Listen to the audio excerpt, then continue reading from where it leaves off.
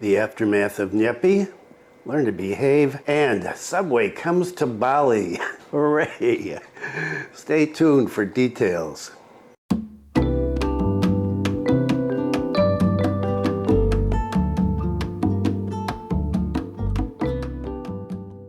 Welcome to the latest news from Bali and Indonesia. This is March 26, 2023, and my name is Bruce.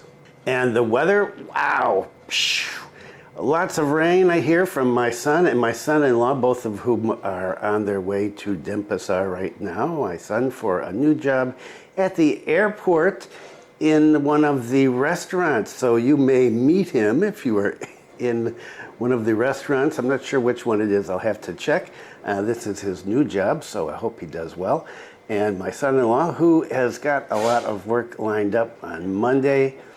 And as they said, it is really raining up in the mountains. And right here, it is really windy, and it is obviously going to rain soon. Right now, it is a hot 31.5 degrees Celsius, humidity 79%, and wind speed 31.4 kilometers per hour. It is blowing. Weather has been great otherwise. Well, I'm hoping this is just one of those days, and that tomorrow we will be back to lovely weather again in the island of the gods. So Nyepi is gone, and I will have a video of what happened in Singaraja maybe tomorrow, I hope, because it's a little different than other places. The videos I've been seeing in other places were at night. This here was in the late afternoon, early evening, so it was still bright outside. And I hope to have that video up tomorrow. And Muslims all over the world are now fasting. This is the fasting month. And so what about Nyepi? Well, Nyepi went fine for the most part, but there were problems, of course, problems with foreigners misbehaving, problems with locals misbehaving as well. And I'm not going to go through all of them because, well, to be honest with you, I just found all of this stuff very, very depressing. But let's hit some of the highlights, if we can call them highlights. So 2 Polish tourists had set up a tent in Bali, and they were eating when the Pechalang came upon them and said, "You can't do this, it's Nyepi, and you can't set up a tent here. This is public property, it's not private property. You need to go." And they argued with them, and the Pechalang were very patient and gave them a chance to move, and they said, "We're going to call the police if you don't go," and they didn't go, and so the police came and got them and took them to immigration, and they have been deported. Russian foreigners opening motorcycle riding courses, they have been deported. Naked foreigner on Mount Agung, allegedly guided by illegal guides, and, well, he wasn't completely naked. He dropped his pants and had a picture taken of his butt while he was standing there with his arms spread at the top of Mount Agung. As you know, a sacred place. So a lot of ceremonies are going to have to take place because of this.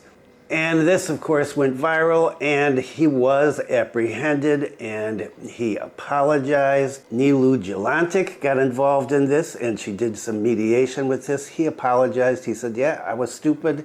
I just did this really dumb thing, and I'm really, really sorry, and I will pay for the ceremonies, and I will accept the punishment of being deported if that's the punishment, but I would like to stay here so that I can take part in the ceremonies to make myself feel better and to show how sincere I am in my apologies and my regret for doing a dumb thing."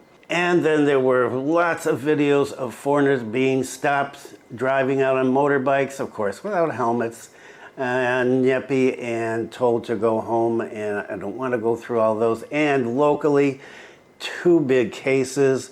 One, a big one up here in Buleleng. 40 people approximately decided that they wanted to go to the beach on Nyepi. And so they got to the gate for the beach, which was closed, and there's Pechalang there, and they said, "You can't do it." And these 2 guys decided they were going to open the gate up anyway, and they did. And then they said, "Okay, everybody, go ahead, go ahead, go ahead." Well, that has caused a big stir. aftermath of this is that they're being investigated, the two ringleaders being investigated by the police. There has been mediation again with this and apologies from the leaders of what the news are calling non-Hindu people. So that's going on, and there are going to have to be some ceremonies there as well. And wow, that was just disgraceful behavior. And then down in Denpasar, there was another issue, people selling and buying things in a kampung, and so that's also had mediation taking place.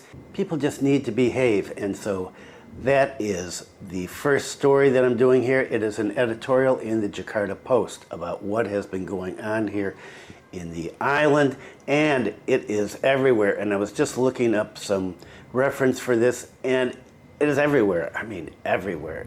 I've saw stuff in papers in India, Israel, Australia, the US, the international news, Japan, Korea. Bali is getting a bad name here, and this is foreigners and locals, as the article talks about. So let's see, what does it say? So the editorial of the Jakarta Post goes through a rundown of what has been happening, and if you've been following this channel at all, you know I've been talking about this now for weeks, about foreigners behaving badly and a special task force being created in order to deal with the situation, and people who are, well, traffic problems, driving without a helmet, driving without a shirt, driving too fast, driving recklessly, opening up businesses without licenses, overstaying their visas, arguing with the authorities. So the first part of the editorial covers all of that, and we know about that, and talks about Pak Koster wanting to take away the visa on arrival for Ukrainians and Russians, and then the ban on foreign tourists renting motorbikes in Bali. And the editorial says, we commend the Bali administration for the firm policies. It is just the common rule that foreign visitors are obliged to behave, respect, and obey the local laws and norms. If other countries can force visitors to adhere to their rules, then Bali should be able to do the same. We believe those rascals are a few bad apples spoiling the bunch. Me too. But we need to keep in mind that with a total of 331,912 foreign visitors recorded coming into the island in January alone, a fraction of that group is already too many. To friends from abroad, please do not mistake Bali's people's hospitality and tolerance as an invitation to spend your time on the beautiful island with reckless abandon. That being said, delinquent behavior and criminal acts by foreign nationals should not solely be blamed on the visitors. Tourists see, tourists do. As we point a finger to the visitors, there are three pink fingers pointed back at us. Like that, I guess, right? Okay, three fingers. Lest we forget, opportunity makes the thief. We are calling Bali and the Indonesian administrations, as well as Bali residents and Indonesian citizens, to play the part of good and lawful host. As an example, a Syrian and Ukrainian man were apprehended last month for allegedly illegally obtaining Indonesian identity cards and family cards in Bali. But at least 4 Indonesians are also implicated in the case, including 2 administrative officers in Denpasar and an Indonesian military officer. There's also been reports of police officers extorting foreigners who break traffic rules. If Bali is to become a wholesome place for both the local residents and the visitors, then the government needs to improve services to foreign visitors and seriously uphold the law, or else Bali's reputation will be at risk. We stick to the belief that every host gets the guest that they deserve. And I couldn't agree with that more. So there are a few more segments on this coming up about what is happening and what people are thinking about how we're going to deal with this situation here. But first, Subway comes to Bali. Yay! Okay, and my next main story, Subway is in Bali. Subway officially opens its first restaurant in Bali. We'll add 2 more outlets next April. Okay, just a word here. I've never been in a Subway. I've wanted to go to a Subway for many, many years. The 63rd restaurant in Indonesia is located at Discovery Mall Bali. And it was open the other day. It's a 112 square meter restaurant that accommodates 36 guests in indoor and outdoor areas. Subway's only been operating in Indonesia for about 1.5 years.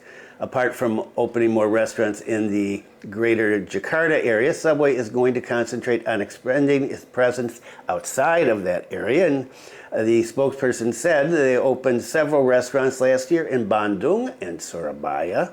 In addition to the restaurant that is already open at Discovery Mall Bali, there are 2 other locations, Renan and Oberoi, that will be opened in April. And the spokesperson said, there are strong reasons why we opened our first restaurant in Bali. Bali is known as heaven on earth, or the island of the gods, and it's a popular holiday destination for domestic and foreign tourists alike. Bali has a lot of cultural and economic potential to be reckoned with.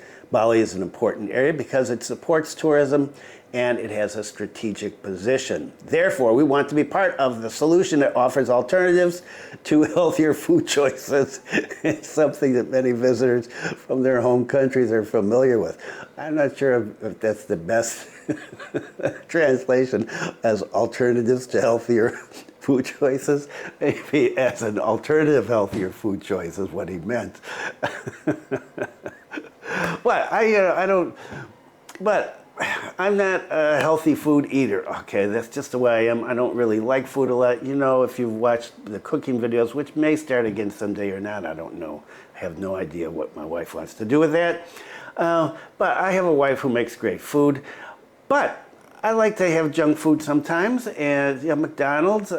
Rarely eat KFC, but sometimes KFC. And Subway, boy, if there was a Subway in Singaraja, I would go there like right away. Subway will continue its commitment to be closer to guests by opening stores in a number of new cities in 2023. And so, if you are a Subway fan, you got a restaurant in Bali now to go to. As I mentioned in the first segment, Pak Koster, the governor, wanted to revoke the visa on arrival from Russians and Ukrainians, and here is some more on that. Foreigners from this country often act in Bali. HIPMI Bali supports the cancellation of Russian and Ukrainian VoA. Bali Indonesian Young Entrepreneurs Association, that's HIPMI, supports the revocation of visa on arrival for Russian and Ukrainian tourists.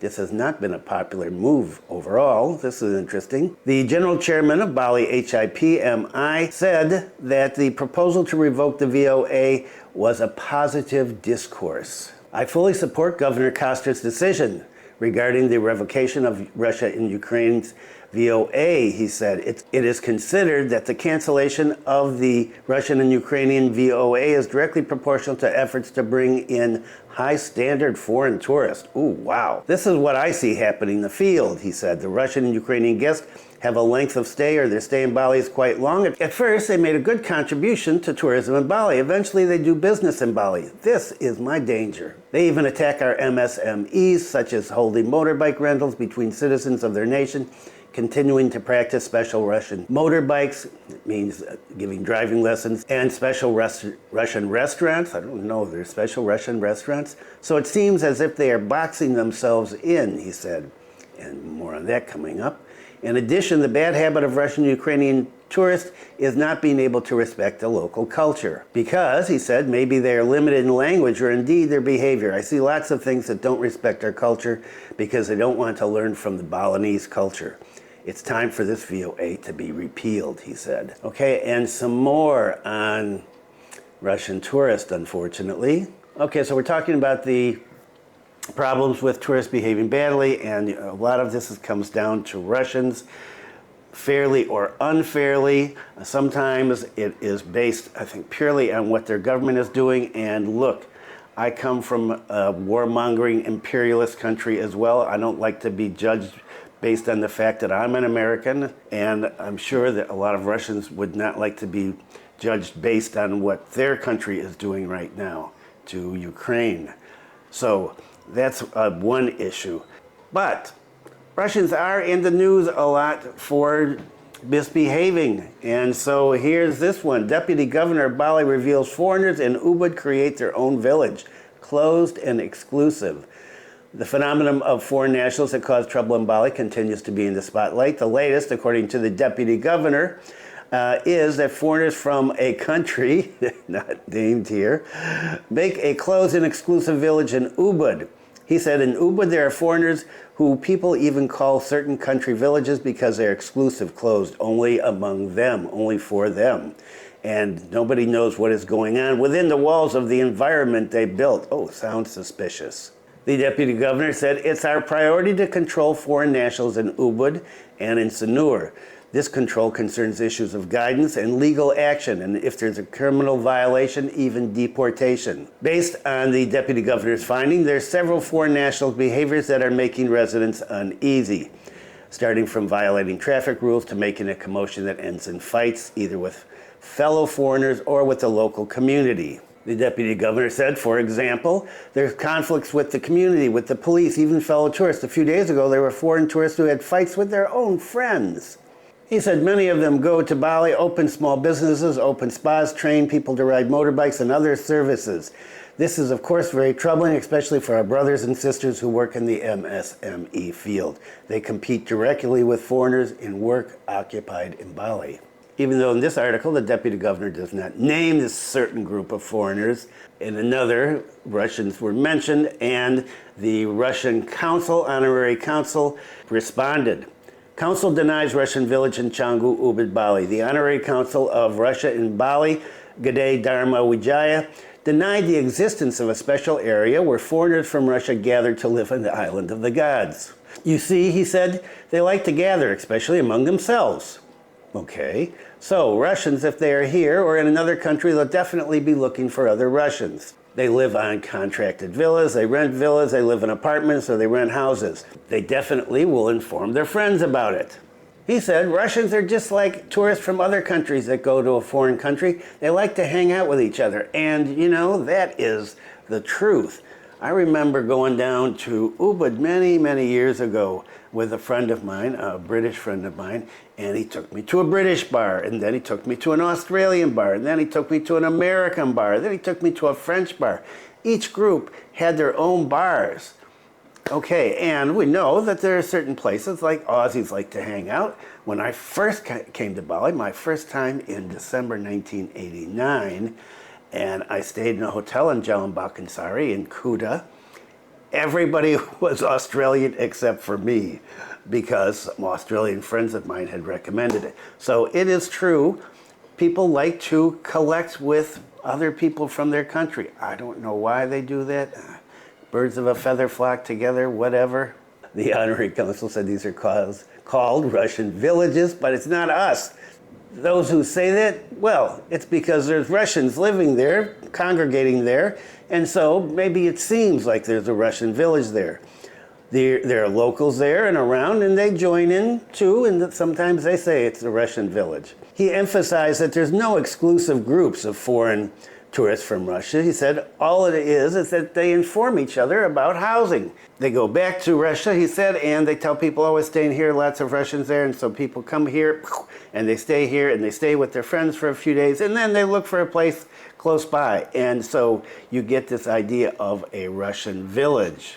Now, to be honest, I've never met a Russian here in Bali, well, because I don't go down to Canggu, I don't go down to Seminyak or Sanur or Ubud, and I just stay here in Singaraja, and well, I haven't run into any Russians here yet. Well, maybe I have, but I haven't said anything. Usually when I pass by tourists in Singaraja, I'll say hello. Sometimes they just walk right past me, don't say anything. Wow, my granddaughter says, whoa, they're not very friendly. Yeah, and sometimes they say hello. But I haven't talked to any Russians, so I don't know. Are the Russians getting a bad deal? Well, they're certainly getting picked on a lot by foreigners in social media and by Indonesians as well. Deserved or not, I don't know. But they are the main focus when people talk about foreigners behaving badly.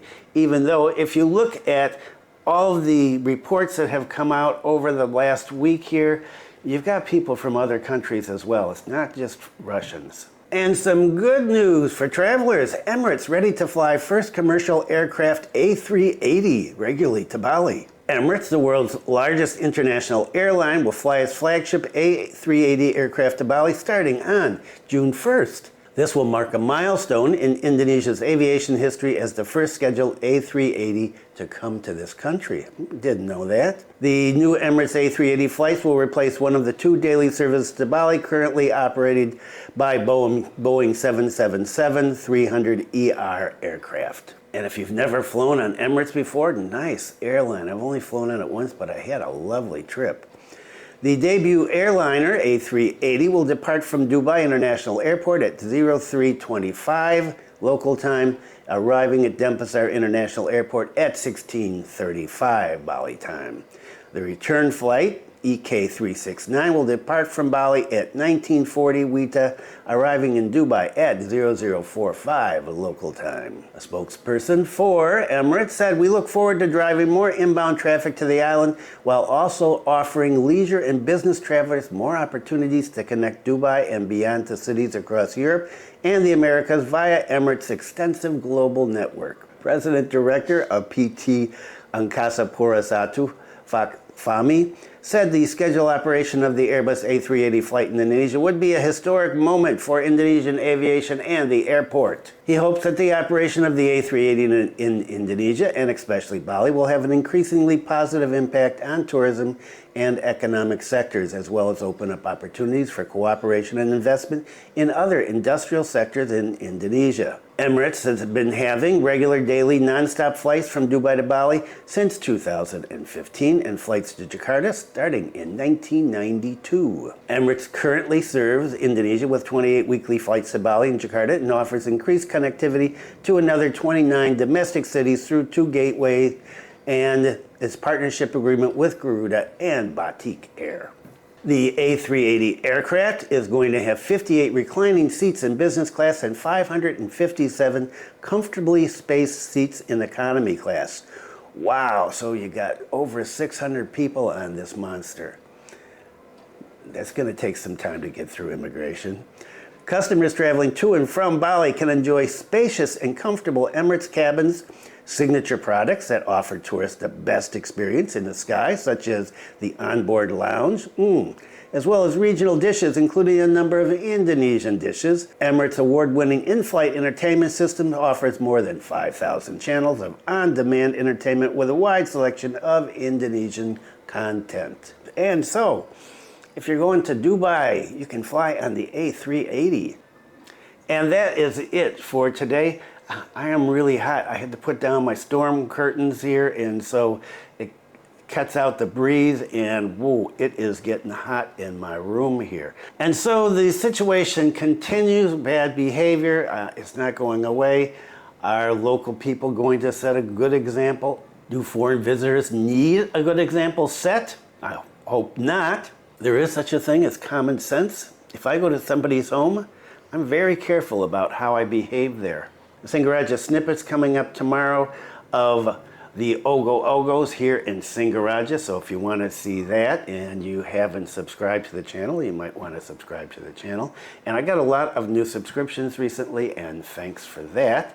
And I hope you find the content interesting. It's a little different than other things about Bali, right? I do the news, I do culture, religion, and then I have this Singaraja snippets where I walk around the city. I don't go to tourist places because, well, I don't live in a tourist place, and, well, to be honest about it, I don't like going to tourist places. So I like this city. It's an old city. It's very traditional still. There are some changes going on, of course, but in a lot of ways, this is pretty much like it was when I got here 33 years ago. So if you want to see videos about what the city looks like, I'm going to be going out in a couple of days to do a new area in Singaraja that I have not walked through yet, and I've been threatening to do it for a couple of videos, and that will be coming up later this week, probably next weekend actually. Okay, thanks for viewing. Be kind to someone today. Stay safe, and I will see you next time.